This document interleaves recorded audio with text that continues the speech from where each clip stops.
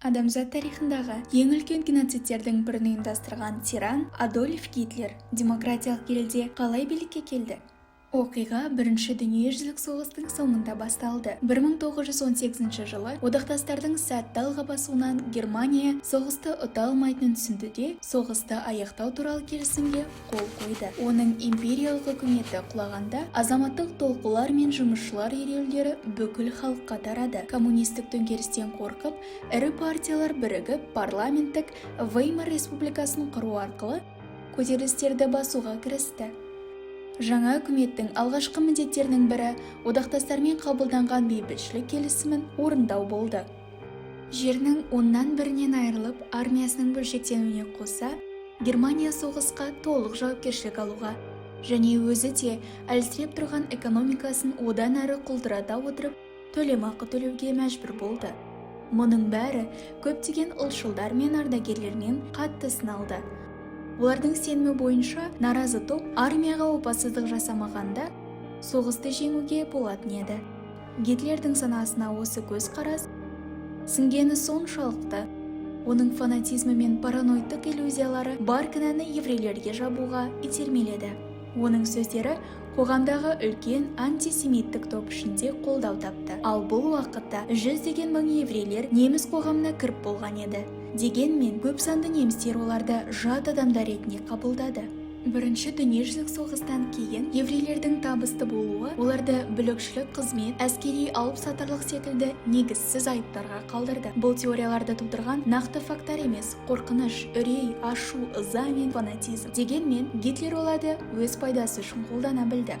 Ол кішігірім ұлтшыл саяси партияға қосылған кезде оның айла-шарғымен сөйлеген сөзі оны басқарушылар тобына бірден шығарды. Кірісті барған сайын көбірек аудитория жинай бастады. Антисемитизмді халық наразылығымен үйлестіре отырып, нацистер коммунизмді де, капитализмді де, Германияны жоюды көздеген. Алғашында нацистік партия көп сұранысқа ие емес еді. Үкіметті құлату жоспары сәтсіз аяқталғаннан кейін партияға тыйым салынып, Гитлер сатқын ретінде түрмеге отырғызылды. Бірақ ол бір жылдан кейін бостандыққа шыға салып, бүліктік қозғалысын қалпына келтіре бастады. Ал одан кейін 1929 жылы ұлы депрессия болды. Америкалық банктер Германиядан несиелерін қайтарып алды да, онсыз да қиын жағдайда тұрған неміс экономикасы бір түнде құлдырап кетті.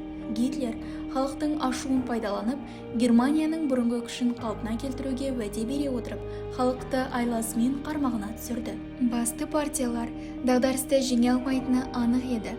Ал солшыл оппозиция тобы ішкі қақтығыстары салдарынан талан-таражға түсіп жатқан. Сондықтан да ашуға булыққан халық нацистерге қосылып, олардың парламенттік дауысын небәрі 2 жыл ішінде 3%-дан 18%-ға дейін көтерді. 1932 жылы Гитлер президенттікке үміткер болғанымен сайлауда соғыс қаһарманы генерал фон Хинденбургке жеңіске жетті. Бірақ та 36% дауыспен Гитлер өзінің қаншалықты қолдауы бар екендігін көрсетті. Келесі жылы Хинденбургті оның ақылшылары мен бизнес көшбасшылары Гитлерді канцлер етіп тағайындауға көндірді. Олардың мақсаты Гитлердің танымалдылығын өз мақсаттарында пайдалану еді. Канцлер парламенттің әкімшілік басшысы ғана болса да, Гитлер өз билігін мүлтіксіз кеңейте берді. Осы уақытта оның қолдаушылары әскерилендірілген топтар құрып, көшелерде наразылық білдірушілермен соғысып жатты. Гитлер коммунистік көтерілістерді үрейге айналдырып, халық ішінде тек ол ғана заң мен тәртіпті қалпына келтіре алады деген сенім таратты. Кейін 1933 жылы жас жұмысшы парламент ғимаратына от қойған үшін сотталды. Гитлер бұл орайды пайдаланып, үкіметті оған төтенше әскер шебін беруге көндірді. Бірнеше айдың ішінде-ақ баспасөз бостандығы жойылып, басқа партиялар таратылып, еврейлерге қарсы заңдар қабылданды. Гитлердің бұрынғы радикалды қолдаушыларының көпшілігі мен потенциалды қарсыластары тұтқындалып жазаланды. 1934 жылы тамызда президент Хинденбург көз жұмғанда жаңа сайлау болмайтыны анық болды. Бір таң қаларлығы, Гитлердің алғашқы шараларының көпшілігі жаппай репрессияны қажет етпеді.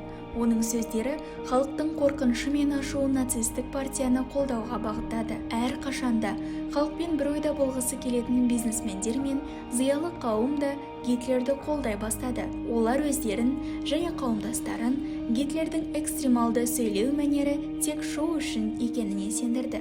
Ондаған жылдардан кейін Гитлердің билікке шығу жолы ашуға буынған тобыр мен олардың ашуын қайрай алатын көшбасшының алдында демократиялық институттардың қаншалықты әлсіз екеніне дәлел болып қала берді.